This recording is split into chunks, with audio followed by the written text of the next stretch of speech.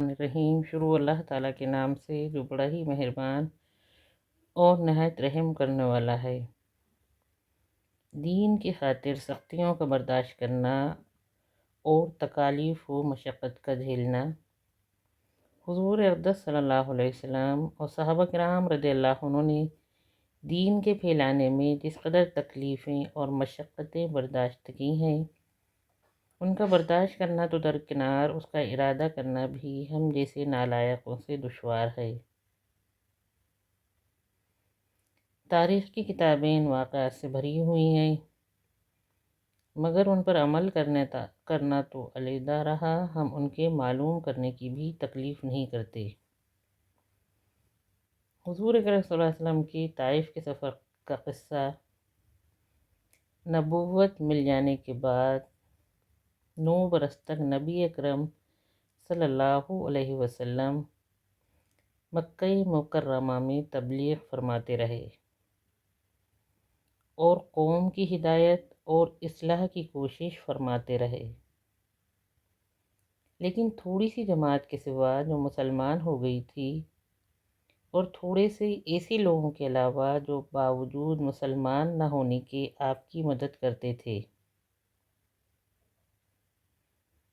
اکثر کفار مکہ آپ کو اور آپ کے صحابہ رضی اللہ عنہ کو ہر طرح کی تکلیفیں پہنچاتے تھے، مذاق اڑاتے تھے اور جو ہو سکتا تھا اس سے درگزر نہ کرتے تھے۔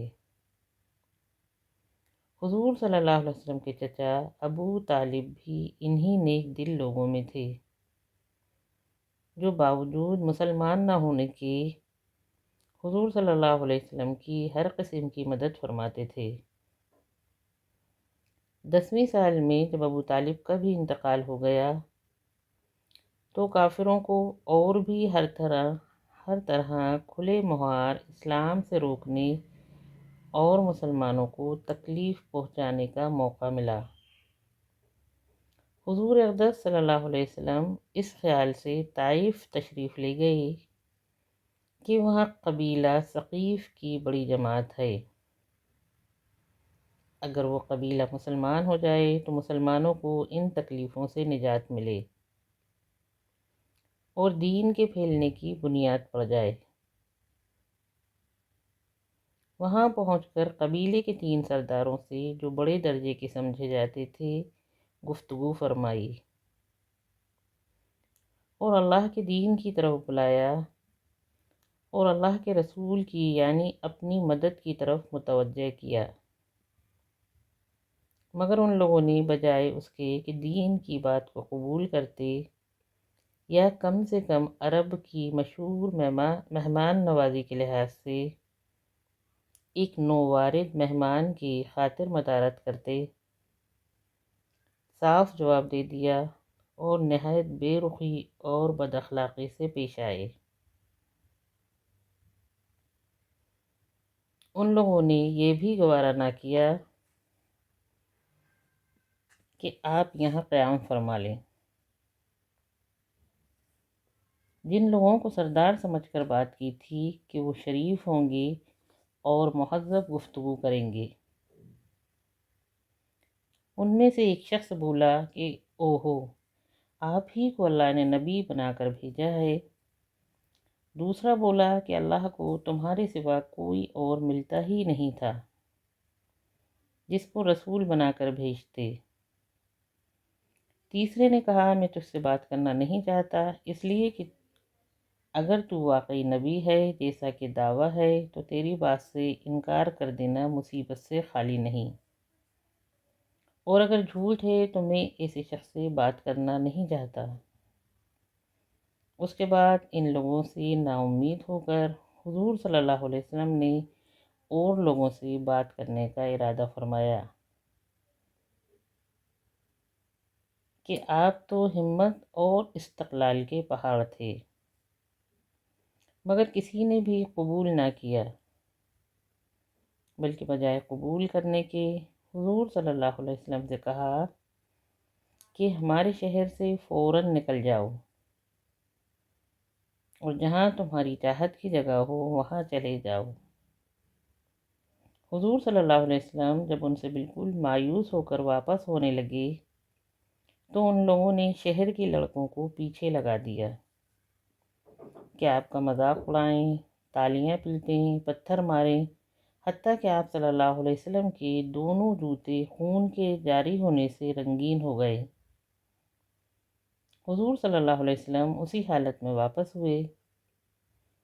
جب راستے میں ایک جگہ ان شریروں سے اطمینان ہوا تو حضور صلی اللہ علیہ وسلم نے یہ دعا مانگی: اے اللہ، تجھی سے شکایت کرتا ہوں میں اپنی کمزوری اور بے کسی کی اور لوگوں میں ذلت و رسوائی کی۔ اے ارحم الراحمین، تو ہی ضعفاء کا رب ہے اور تو ہی میرا پروردگار ہے۔ تو مجھے کس کے حوالے کرتا ہے؟ کسی اجنبی بیگانے کے، جو مجھے دیکھ کر ترشرو ہوتا ہے اور منہ چڑھاتا ہے، یا کہ کسی دشمن کے جس کو تو نے مجھ پر قابو دے دیا؟ اے اللہ، اگر تو مجھ سے ناراض نہیں ہے تو مجھے کسی کی بھی پرواہ نہیں ہے۔ تیری حفاظت مجھے کافی ہے۔ میں تیرے چہرے کے اس نور کے طفیل جس سے تمام اندھیریاں روشن ہو گئیں اور جس سے دنیا اور آخرت کے سارے کام درست ہو جاتے ہیں، اس بات سے پناہ مانگتا ہوں کہ مجھ پر تیرا غصہ ہو یا تو مجھ سے ناراض ہو۔ تیری ناراضگی کا اس وقت تک دور کرنا ضروری ہے جب تک تو راضی نہ ہو۔ تیرے سوا کوئی طاقت ہے نہ قوت۔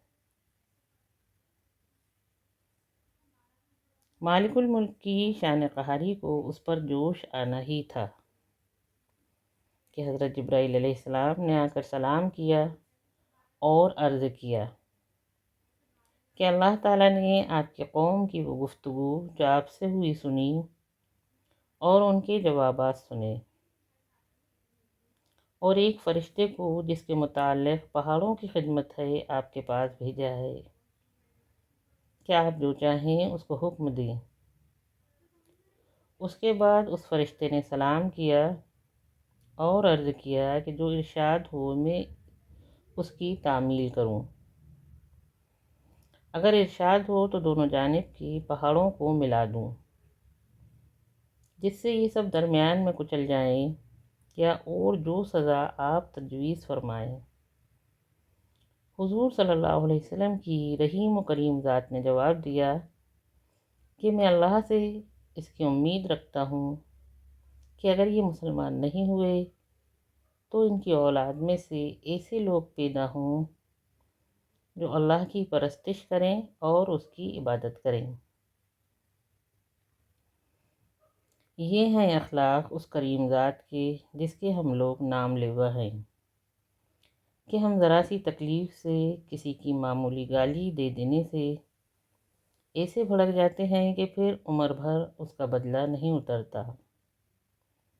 ظلم پر ظلم اس پر کرتے رہتے ہیں اور دعویٰ کرتے ہیں اپنے محمدی ہونے کا، نبی کے پیرو بننے کا۔ نبی کریم صلی اللہ علیہ وسلم اتنی سخت تکلیف اور مشقت اٹھانے کے باوجود نہ بد دعا فرماتے ہیں نہ کوئی بدلہ لیتے ہیں۔